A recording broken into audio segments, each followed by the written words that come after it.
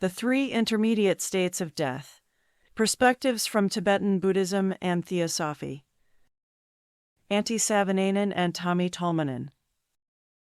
Introduction. What does Buddhism teach about the afterlife? Probably the best-known text in this regard is the Bardo Thödol, or the Tibetan Book of the Dead, a translation of which was first published in English by Walter Evans-Wentz in 1927. However, his version has been severely criticized by several Tibetologists.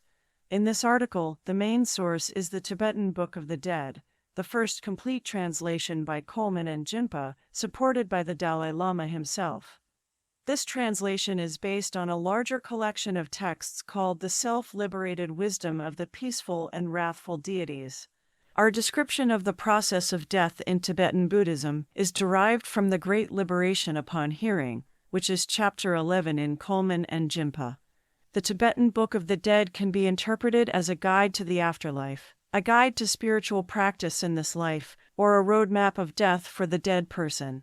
In practice, it is often taken as a text that is read first in this life, in order to understand what is going to happen in the afterlife. This is done to make it possible for the dying to recall the text during the dying process, and in the subsequent bardos, that is, the intermediate states between death and rebirth. In Tibetan contexts, the text is read aloud to the deceased for a number of days after death to reinforce recollection. As in other forms of Mahayana Buddhism, practitioners of Tibetan Buddhism are aiming to achieve the enlightenment of Buddhahood in order to help all other sentient beings attain this state. The role of a spiritual teacher is considered crucial. The Tibetan Buddhism is a part of the Vajrayana, which addresses the intermediate states between death and rebirth, whereas according to the older Theravada Buddhist theory, rebirth takes place immediately, without an intermediate state. The tradition holds that Padmasambhava, the semi-legendary master who brought Buddhism to Tibet in the 8th century, wrote the self-liberated wisdom of the peaceful and wrathful deities and hid it for the future times. Centuries later, it was discovered in a miraculous way. This kind of text is called terma. Historical research, by contrast, maintains that Karma Lingpa was the author. Huva's notes on the basis of his research that the present version of the Liberation Upon Hearing is probably the outcome of a gradual process of extensions and elaborations of earlier texts. On the other hand, Tibetan tradition regards Karma Lingpa as a terton, one who reveals hidden terma teachings. In the Tibetan tradition, termas can also take the form of mind termas, discovered within the mind of the terton. Therefore, the more conventional view of the history does not completely contradict the Tibetan view. In this article, we review the moment of death and the three intermediate states of death as they are presented in the Liberation Upon Hearing, unless otherwise stated. Second, we present additional perspectives on the Tibetan view of death and how to prepare for it by certain yogic practices. Third, we compare these Bardo states with the Theosophical description of the afterlife.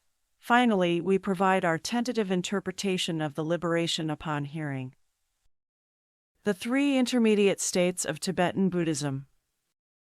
The intermediate state of the time of death. The first phase in the Liberation Upon Hearing is the introduction to the inner radiance in the intermediate state of the time of death. The introduction, that is, reading the instruction aloud, should be made after the dying person's respiration has ceased and the vital energies have been absorbed into the central energy channel. Then, the inner radiance of reality, or the inner radiance of the ground. Some other texts call this the clear light arises in the mind of the dying person. This is the first opportunity for the liberation or enlightenment. The duration of this inner radiance depends on the experience with spiritual practice and the condition of the energy channels of the deceased. For a negative person with unhealthy channels, this may be only a very brief moment, a snap of the fingers. Ordinary people experience a loss of consciousness which may last up to 3.5 days. The Liberation Upon Hearing and Tibetan Buddhist sources describe a certain sequence of the signs or initial stages of death. In the next phase, the vital energy leaves the body. Then, the inner radiance of the path will arise, and the consciousness becomes awake and lucid. However, the deceased may not know that they have died. They cannot talk but can see and hear their relatives, although the latter cannot see or hear the deceased. The vital energy can escape through any one of 9 gates in the body. The point of exit is very important. If the consciousness leaves through the crown of the head, the crown fontanelle, one will attain liberation. The eyes and the left nostril are considered the next best apertures, enabling the next incarnation in a human form, the only form in which, according to Buddhism, enlightenment is possible. Here, as is the case in the first inner radiance, the nature of instructions provided depends on the level of practice that the deceased has attained. If the deceased was engaged with advanced practices, they are addressed as follows. Quote begins, "O child of Buddha nature, meditate on this, your meditational deity. Do not be distracted." If the deceased was an ordinary person, the introduction is prefaced thus, "Meditate on the Lord of great compassion." Quote ends. The intermediate state of reality. If the consciousness recognizes the inner radiance, liberation is attained. Otherwise, the intermediate state of reality Cherniyad Bardo will arise. The phenomena of sounds, lights of different colors, and rays of light will arise, and the deceased may faint with fear, terror, or awe. The deceased is reminded that, however terrifying the appearances of the intermediate states of reality might be, through them the recognition may be attained. Those who have been unconscious for up to 3.5 days will now awaken. They are urged to recognize the intermediate state of reality. On each day, different entities will arise. For instance, on the first day, the Lord Vairocana, white in color, will arise from the central Buddha field. From Vairocana's heart, a blue luminosity will emanate and shine so piercingly that the eyes of the deceased cannot bear it. At the same time, a dull white light from the realm of the gods will dawn. The deceased is instructed to have confidence in the brilliant light, and not to be attached to the dull light, which is an obstruction to liberation and leads to the cycles of existence in one of the 6 realms or lokas, those of the gods, asuras demigods, humans, animals, pretas hungry ghosts, and hell dwellers. For instance, on the first day, the dull white light would lead to rebirth in the god realms. However, if the inner radiance of pristine cognition is recognized in the form of Vairocana Buddha, Buddhahood is attained. On the following 6 days, other peaceful deities will arise in turn. Each of them has a body of different color, and each will shine piercing light of a certain color. The deceased is reminded that these are due to the natural expressive power of your own awareness. Along with the peaceful deities, the colored dull lights from the 6 realms will dawn. These may appear delightful for the deceased who has negative past actions.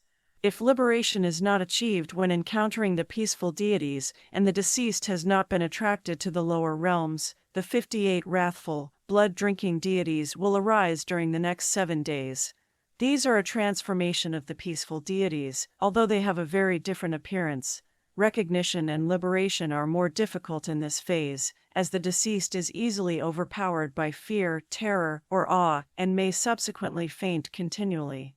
On the other hand, because of the terrifying appearance of these entities, the awareness is one pointedly concentrated. This means that liberation would be easy even with the slightest recognition. The deceased continues to receive oral instructions aimed at helping them to recognize the wrathful deities as the Buddha body of one's own intrinsic awareness. The deceased is reminded that the wrathful deities cannot do any harm.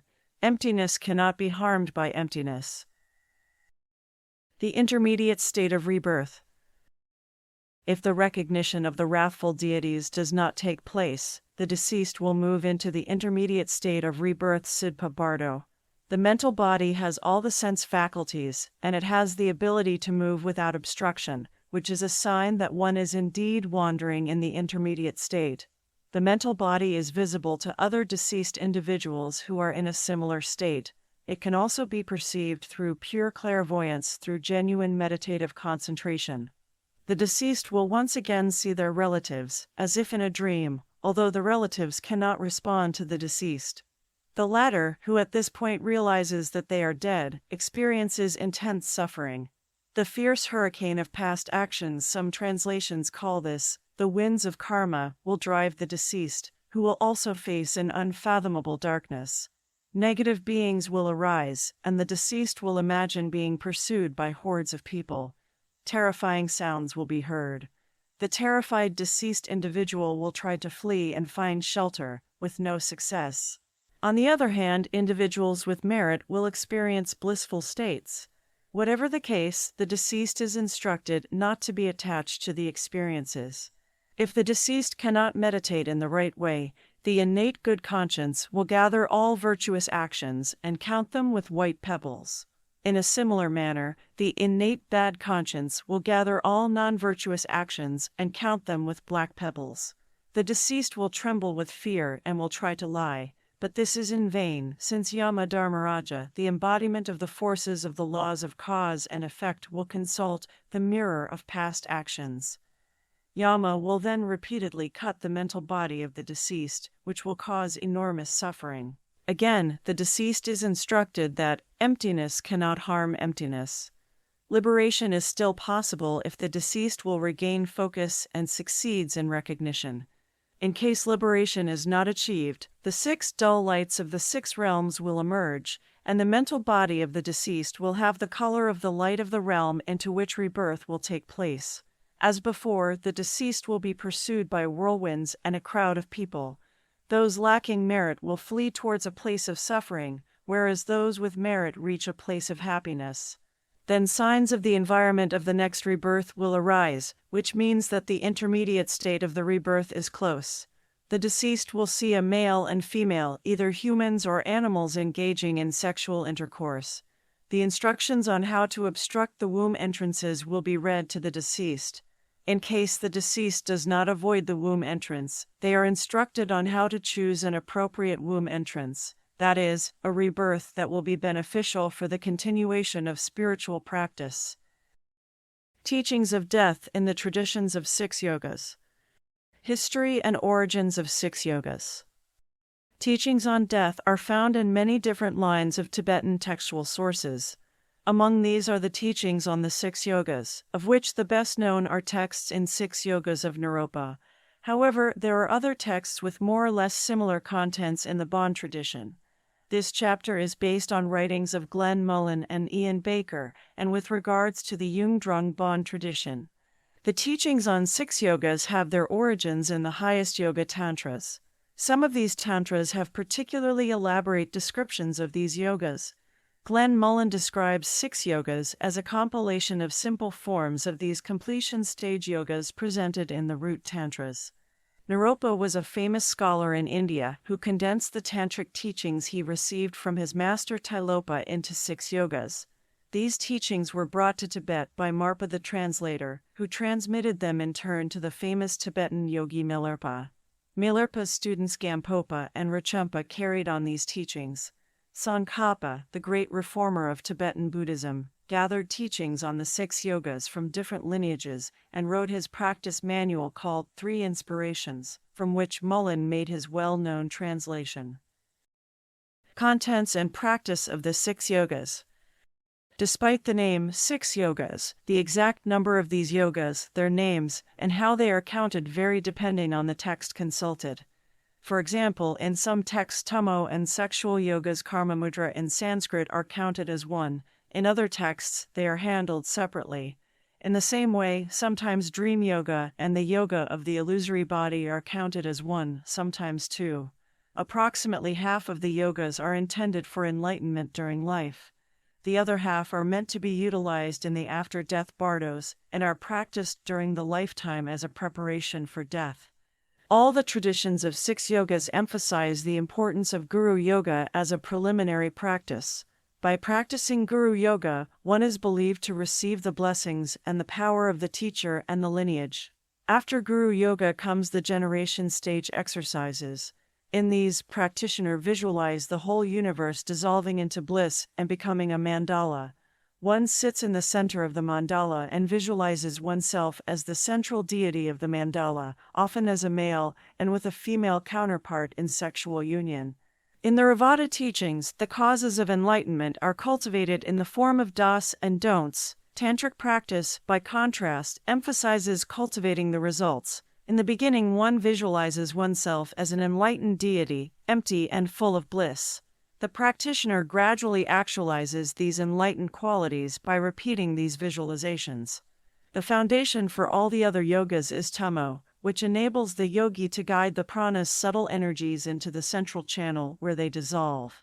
Despite differences in terminology, this process can be regarded as similar to the awakening of the Kundalini energy in Hindu tradition. Pranas entering the central channel in Tummo meditation lead to dissolutions of elements one by one.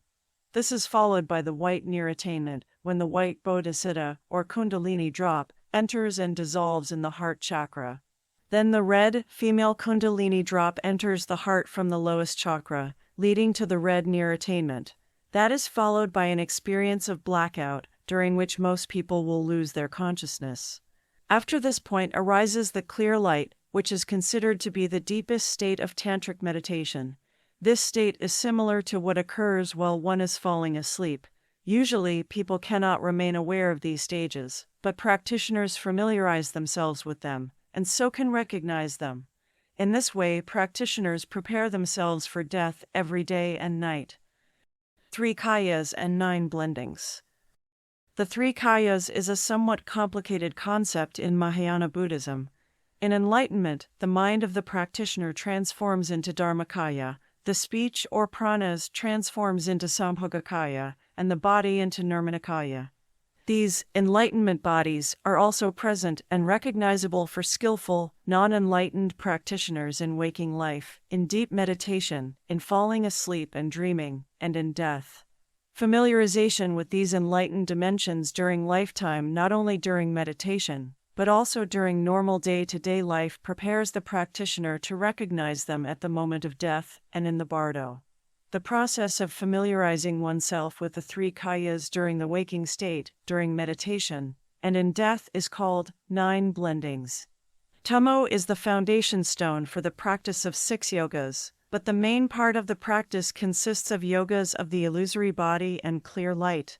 The clear light meditation is aimed toward actualizing the enlightened qualities of the mind. Mullen refers to the illusory body as the illusory physicality, regarding one's own body and those of other beings, as well as the environment, as empty and blissful. In the yoga of the illusory body, the practitioner also learns how to identify dreams while in the dream state, as well as how to identify emerging visions in the bardo state. In meditation, the practitioner visualizes himself or herself as a deity. The practitioner also attempts to rise from meditation, and in the morning from a sleep with tantric pride, seeing the whole universe as a pure land and being blissful and radiant oneself. In the deep state of meditation, the practitioner can attain the experience of the clear light. In addition, clear light yoga aims at maintaining consciousness during deep sleep. This corresponds to identifying the inner radiance emerging in the moment of death as a manifestation of one's own mind. In this way, the yogi practices meditation every day as a preparation for death. Every night during different stages of sleep and dream, phenomena related to death states continue to occur, which the practitioner utilizes in preparing for death. The Dalai Lama has also mentioned that an advanced level, sleep yoga can create a pure illusory body, which can be used to move in different spiritual realms during sleep. The 6 yogas of Naropa have also been called the oral transmission for achieving liberation in the bardo. Bardo yoga is aimed at helping the practitioner recognize that they are dead, and that emerging visions are just products of their minds. If the practitioner has not reached the state of enlightenment during the lifetime, they still have the chance for realization during the different phases of death, as explained in the first part of this article. Moreover, with a technique called phawa, the consciousness can be transferred into the pure lands at the moment of death, in order to bypass the bardo states. Phawa should be performed when the practitioner is certain that death is unavoidable, while still having the power to perform it. A highly qualified lama may also perform phawa for a dying person. The Theosophical perspective on death. An overview of Theosophy and death. Let us first discuss briefly how Theosophists claim to know what happens after we die. According to Theosophy, all humans have a physical body, its etheric double, a vital body, an astral body, a mental body, and the immortal higher self.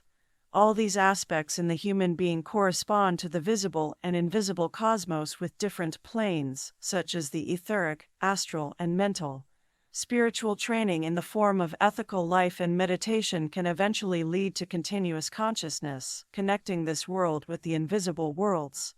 Here the deceased passes through different states from the etheric plane to the higher mental plane, which is sometimes called heaven or Devachan. Continuity in consciousness entails remaining fully conscious in the sleep state, as well as in the hidden consciousness state beyond the sleep state. If those conditions are met, the Theosophist can make objective observations on various afterlife states when out of the body, then can return to the body and remember everything. This is how the Finnish Theosophist Pekka Ervast described how he came to know what happens between death and rebirth. Our presentation is based on Ervast's description, which is largely consistent with other accounts of the afterlife in the Theosophical literature. It is possible to discern three intermediate states in the Theosophical description of the afterlife in a fashion parallel to that of the liberation upon hearing. The first such state contains leaving the body, witnessing a life review, and living up to 3 days in the etheric world. The second intermediate state starts when the deceased leaves the etheric body, loses consciousness, and wakes up in the astral world. Most of the astral life is spent in the process of purification. The deceased lives their life again and faces all that was unkind and lacking in their deeds, words, and thoughts. The deceased experiences everything from the perspective of others, feeling how the others felt and reacted to their actions. This can be a painful process. Moreover, the surrounding astral world reflects the state of mind of the deceased. In extreme cases, one could call the astral world experienced by the deceased as hellish. Eventually, the deceased will be purified and goes through a second death, in which only all that is good and worthy in the deceased will live on. The second death will commence the third intermediate state, which is the longest, life in heaven filled with love and profound happiness. It is life as a higher self which has gathered all the fruits of past incarnations and is now enriched by the lessons learnt in the most recent incarnation. This state also entails meditative work to prepare for a new incarnation as a human being.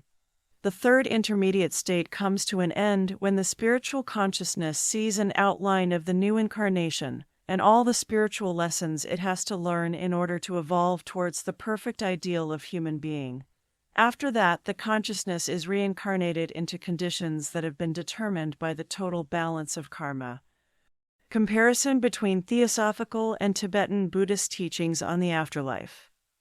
According to Theosophy, the life review and evaluation of earthly deeds, words, and thoughts take place in the initial phase of the dying process, typically when the etheric body leaves the physical body, quote begins.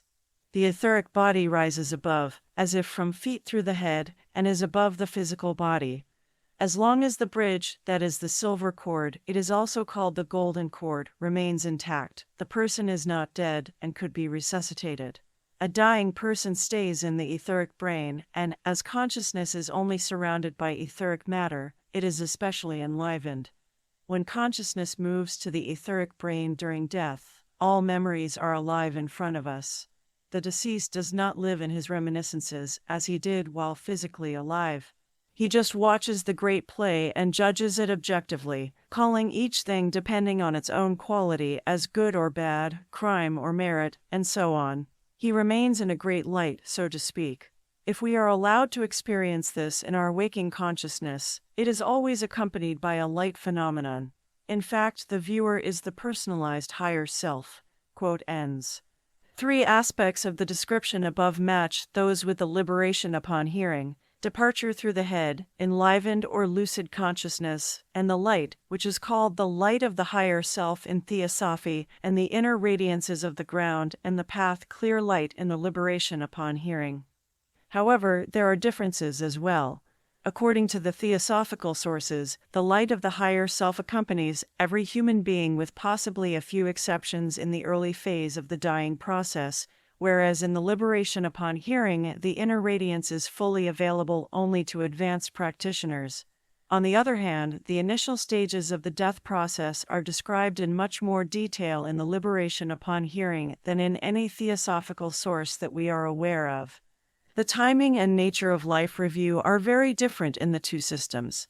In the Theosophical account, at the beginning of the dying process, the personality judges its deeds objectively in the light of the higher self.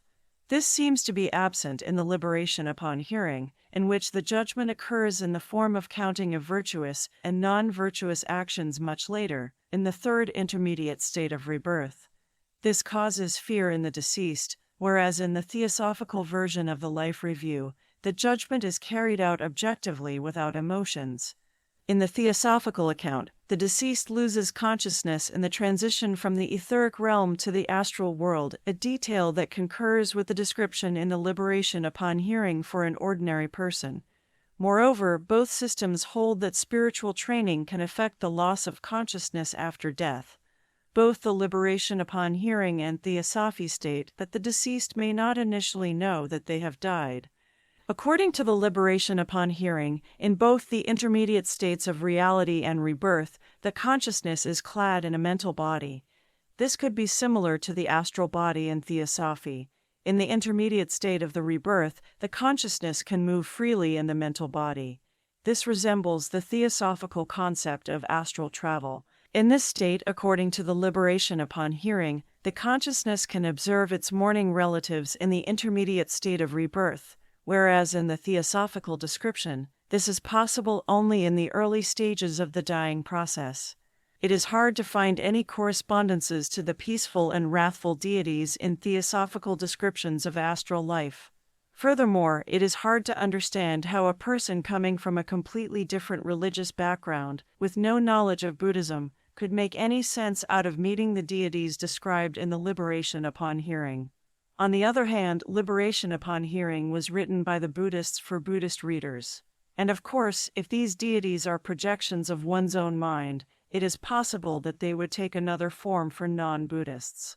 Be that as may, we have not found anything in Theosophical sources that corresponds to this interpretation. The description of the deceased trying to find shelter in various places and feeling miserable and resembles the Theosophical state of Kalma, which refers to extended etheric life due to premature death. Furies and terrifying darkness described in the Liberation Upon Hearing may correspond with the lower levels of the astral plane. Theosophy concurs that any suffering in the afterlife states occurs because one's past actions have left their mark on consciousness. Consequently, external afterlife condition, painful or pleasant, are a projection of the mind, very much in the same manner as in the Liberation Upon Hearing. One important difference between the two systems: the Liberation Upon Hearing states that rebirth takes place from the third bardo and in unpleasant conditions, whereas Theosophy maintains that rebirth usually happens from a heavenly state devachan from the highest state of bliss. According to the Liberation Upon Hearing, before rebirth, the consciousness sees signs of the environment related to the next life. This is quite similar to Theosophical teaching, which says that before rebirth, the reincarnating entity sees what it awaits in the new life and what lessons should be learnt. Furthermore, both systems maintain that advanced human beings have a greater role in planning and choosing the next life. There is a great difference in time frames between the two systems.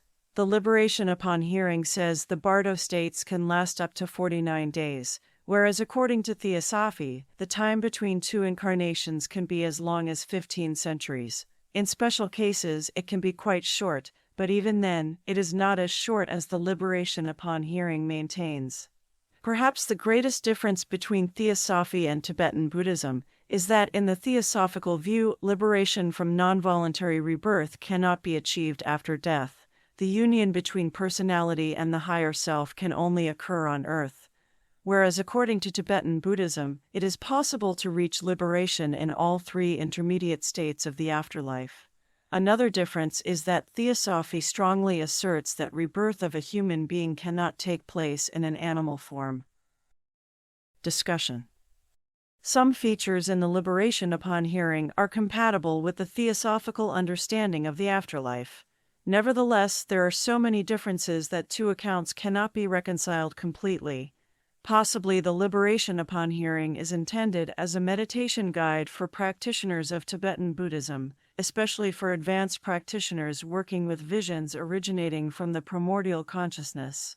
Quite possibly those who have practiced intensive meditation guided by the rich and powerful imagery of the liberation upon hearing, and the other texts of the Tibetan Book of the Dead will also benefit from having read it aloud in the afterlife bardos. In addition, it is believed that reading the liberation upon hearing can enable lesser practitioners to achieve a better rebirth, although they cannot reach enlightenment in the bardo states.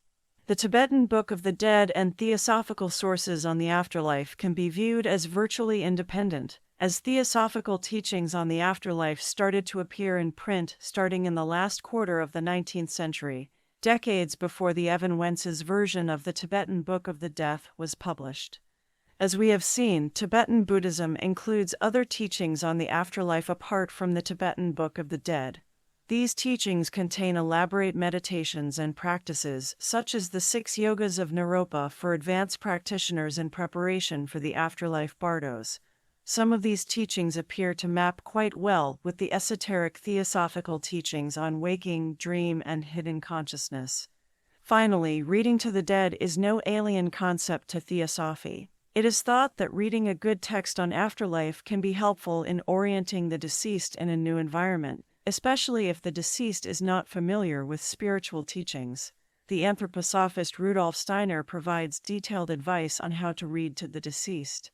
This kind of reading could constitute a Western counterpart to reading the liberation upon hearing.